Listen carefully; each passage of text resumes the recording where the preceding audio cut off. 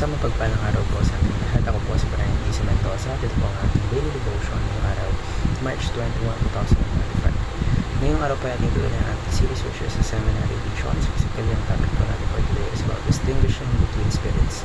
So, paano suriin ang espiritu?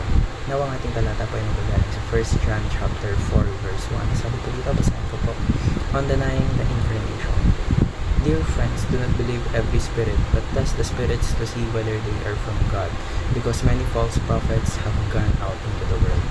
Now, ating upang mas maunawaan kung ano ibig sabihin ng talata nito at upang mas maintindihan natin ang ating devotion, ngayon po tayo pwede dako sa ating mga teachings for today.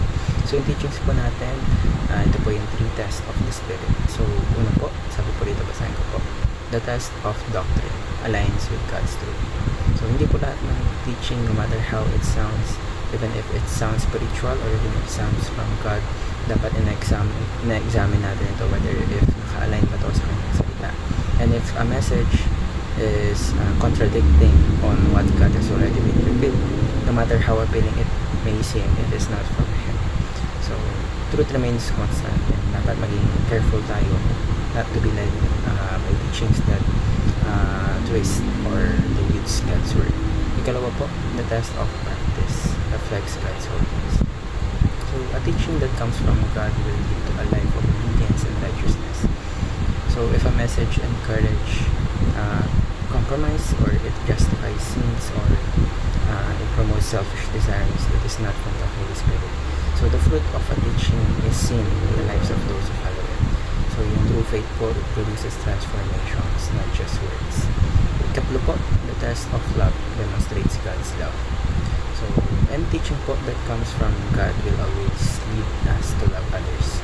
So, if a message promotes pride, if it promotes division or resentment, hindi po ito galing sa Kanya. Kasi ang true spiritual teaching will challenge us to love even when it is difficult, to show kindness even when it is undeserved, and to extend grace kahit na it is not reciprocated.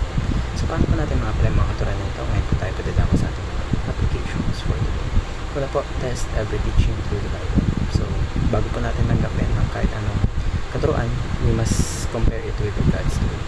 And just because something is popular or widely accepted, hindi po ibig sabihin nito na ito yung tama. Ikalawa po, practice what you teach. So, yung faith po natin, it is not just about the knowledge, but it is about pagsasapamuhay natin sa araw-araw natin buhay. It is easy to speak about righteousness, but yung totoong pananampalataya, ito po ay nakikita sa action. So, we should strive to be examples of what we believe. Ikatlo po, love the unlovable. So, yung God's love po, it is not selective, and neither should ours be.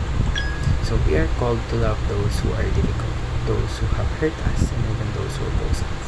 This is not always easy, but in true spiritual maturity, it is reflected in how we treat others, especially when it requires patience, forgiveness, and selflessness.